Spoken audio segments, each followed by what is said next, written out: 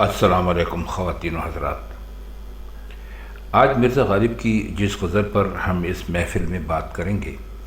اس میں صرف 2 اشعار ہیں۔ ہم آپ کو پہلے بھی کئی مرتبہ بتلا چکے ہیں کہ دیوان غالب نے خود مرتب نہیں کیا تھا، خود ترتیب نہیں کیا تھا، انہوں نے اپنے دوستوں کے حوالے یہ کام کیا تھا۔ تو ان کے دوستوں نے جو غزلیں وہ مناسب سمجھتے تھے، جو اشعار وہ مناسب سمجھتے تھے، انہوں نے وہی شامل کیے، باقی چھوڑ دیے۔ تو اس کا نتیجہ یہ ہوا کہ ہمیں ایسی غزلیں بھی ملتی ہیں کہ جس میں 2 اشعار ہیں، کسی میں 3 ہیں، کسی میں 5 ہیں، اور کچھ ایسی غزلیں بھی ہیں کہ جن میں 12-15 اشعار بھی ہیں۔ تو یہ ایک ایسی غزل ہے کہ جس کے اندر صرف 2 شعر ہیں۔ اس کا پہلا شعر ہے: خطر ہے رشتہ الفت رگے گردن نہ ہو جاوے، غرور دوستی آفت ہے تو دشمن نہ ہو جاوے۔ خطر کا مطلب ہے خطرہ، اور رشتہ الفت کا مطلب ہے محبت کا رشتہ۔ رگ گردن، دیکھیے ہر ایک انسان کی گردن میں ایک اہم رگ ہوتی ہے، شاہ رگ جسے کہتے ہیں۔ اس میں اگر فرق آ جائے، یعنی اگر یہ کسی مرتبہ دکھنے لگے یا اس میں کسی اور وجہ سے کوئی فرق آ جائے تو انسان اپنی گردن کو جھکا نہیں سکتا، اس کو اپنی گردن سیدھی رکھنا پڑتی ہے۔ تو آپ نے بہت مشہور ایک محاورہ سنا ہوگا کہ لوگ کہتے ہیں کہ بھائی فلاں کے پاس تو جب سے کوئی بڑی پوزیشن آئی ہے، بڑا عہدہ آیا ہے، یا ان کے پاس بہت سارے پیسے آئے ہیں،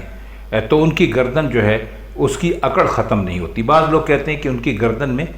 سریا آ گیا ہے، یعنی لوہا آ گیا ہے۔ تو اسی کی طرف غالب نے اشارہ کیا ہے کہ گردن جھکانا ناممکن ہو گئی ہے، کہتے ہیں کہ اس کا خطرہ ہے۔ تو کہتے ہیں کہ غرور دوستی آفت ہے، یعنی دوستی کے اوپر جو غرور ہے وہ ایک بہت بڑی مصیبت ہے، تو دشمن نہ ہو جاوے۔ اب ذرا یہ دیکھیے کہ اس کو اگر سادہ لفظوں میں ہم کہیں تو یہ مطلب یہ نکلتا ہے کہ خطرہ یہ ہے کہ الفت کا رشتہ میری گردن کی رگ نہ بن جائے اور اس وجہ سے گردن اکڑ نہ جائے۔ اب یہ کیوں ہو رہا ہے سب؟ اس لیے کہ محبوب نے دوستی کا اقرار کر لیا اور محبت کا جواب محبت سے دیا، تو اس لیے یہ بہت زیادہ مغرور ہو گئے۔ لیکن کہتے ہیں کہ ایک خطرہ ہے، یہ جو غرور ہے اس میں خطرہ یہ ہے کہ ایسا نہ ہو کہ کل محبوب انکار کر دے اور پھر وہ دشمن ہمارا بن جائے۔ اب اصل میں ہم نے آپ کو پہلے بھی، آپ سے کئی مرتبہ پہلے بھی ہم نے عرض کیا تھا کہ شعراء جو ہوتے ہیں وہ یہ جو باتیں کرتے ہیں محبوب پر رکھ کر یا پھولوں پہ رکھ کر یا چمن پہ رکھ کے،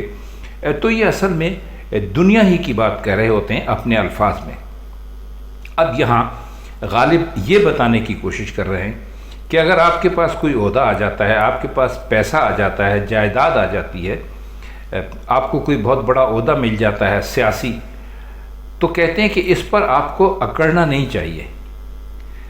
کیونکہ یہ جو غرور ہے یہ بہت بڑی آفت ہے، بہت بڑی مصیبت ہے۔ یہ ساری نعمتیں جن کا ابھی ہم نے آپ سے ذکر کیا ہے یہ آپ سے چھن بھی سکتی ہیں، اور جب یہ چھن جائیں گی آپ سے تو آپ کہیں کے نہیں رہیں گے، اس لیے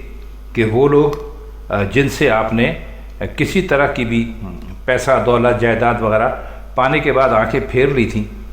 تو وہ آپ سے بدظن ہو جائیں گے، آپ سے دور ہو جائیں گے۔ تو کہتے یہ ہیں کہ جیسے کوئی محبوب کی دوستی پا لیتا ہے اور اس پر اس کو اتنا غرور آ جاتا ہے کہ اس کی گردن اکڑ جاتی ہے، کبھی جھکتی نہیں، تو اسی طرح یہ دنیا کا بھی حساب کتاب ایسا ہی ہے کہ اس میں انسان کو اپنی اوقات کبھی بھولنا نہیں چاہیے۔ اوقات بھولے گا تو ہمیشہ نقصان میں رہے گا۔ اگلا شعر ہے: سمجھ اس فصل میں کوتاہی نشو و نما غالب، سمجھ اس فصل میں کوتاہی نشو و نما غالب، اگر گل سرو کے قامت پہ پیراہن نہ ہو جائے۔ کوتاہی کا مطلب ہوتا ہے کمی، اور نشو و نما کا مطلب ہوتا ہے بڑھوتری یا بڑھنا۔ گل کہتے ہیں پھول کو، سرو کہتے ہیں ایک لمبا درخت ہوتا ہے اس کو، اور پیراہن کہتے ہیں لباس کو۔ تو فرماتے یہ ہیں کہ فصل بہار جب آتی ہے تو اس میں اتنی نشو و نما ہونا چاہیے کہ اگر پھول جو ہیں وہ ان کے پودے اتنے بڑے ہوں اور اتنے زیادہ ان میں طوالت آ جائے، یہاں تک معلوم ہو کہ سرو نے پھولوں کا لباس پہن لیا اور اس کا کوئی حصہ اس لباس سے خالی نہیں۔ اب اس شعر کے جو دوسرے معنی ہیں ان کی طرف آئیے۔ وہ اصل میں کہہ یہ رہے ہیں کہ جب آپ کسی کام کو کرنے کا ارادہ کرتے ہیں تو اس کام میں آپ کو حد درجہ کمال کا مظاہرہ کرنا چاہیے، بالکل اسی طرح جیسے کہ کہیں پر فصل بہار آئی ہو اور دو چار پھول کھل کر رہ جائیں، اسی طرح آپ کوئی کام شروع کریں، بددل ہو جائیں، آپ کا دل نہ چاہے کہ اس کو مزید آگے کریں، آگے بڑھائیں، ہمت توڑ دیں، تو کہتے ہیں ایسا نہیں ہونا چاہیے۔ یہ ایسے ہونا چاہیے کہ جیسے بہار کی فصل آئے اور اس میں بہار کا موسم آئے، فصل بہار کہہ لیجئے، بہار کی فصل بھی کہہ سکتے ہیں، اور اس میں پھول بڑھ بڑھ کر اس قدر زیادہ نشو و نما پالیں، اس قدر زیادہ ان میں بڑھوتری ہو جائے کہ اگر ان کو سرو کے درخت کے قریب لگایا جائے تو اس کے جسم پر ایک لباس کی طرح وہ نظر آئے۔ آپ جانتے ہیں لباس پورے جسم کو ڈھانپ لیتا ہے، تو اسی طرح وہ کہتے ہیں کہ پھولوں کو جب تک وہ سرو کے لباس کو، سرو کے پورے پودے کو ڈھانپ نہ لیں تو یہ نہیں سمجھنا چاہیے کہ نشو و نما نے اپنا کمال دکھایا ہے، بلکہ اس کا کمال ادھورا رہ گیا۔ بات وہی ہے جس کا ذکر ہم نے آپ سے ابھی کیا ہے کہ جب آپ کو کوئی ایسا کام کرنا ہو جس کو آپ شروع کریں تو اس کو آپ درجہ کمال تک پہنچائیں۔ اگر آپ پینٹر ہیں تو ایسی تصویریں بنائیں کہ دنیا حیران رہ جائے، اگر آپ شاعر ہیں تو ایسے شعر کہیں کہ جن کا کوئی جواب نہ ہو، اور بھی دنیا میں بے شمار کاموں کی مثالیں دی جا سکتی ہیں۔ تو اگر آپ ایسا کچھ کریں جو کہ اپنے رنگ میں ایسا ہو جیسے کہ کسی چمن میں پھول کھلیں اور اتنی زیادہ ان کی نشو و نما ہو، وہ اتنے زیادہ بڑھیں کہ اگر ان کو سرو کے جسم کے پودے کے قریب لگایا جائے تو اس کے جسم پر وہ لباس بن جائیں، اور جیسے لباس سب کچھ چھپا لیتا ہے وہ سرو کے پودے کو بھی چھپا لیں۔ تو خواتین حضرات، یہ آج کی غزل کے دو اشعار تھے جن کے مشکل الفاظ کی معنی ہم نے آپ کی خدمت میں پیش کیے۔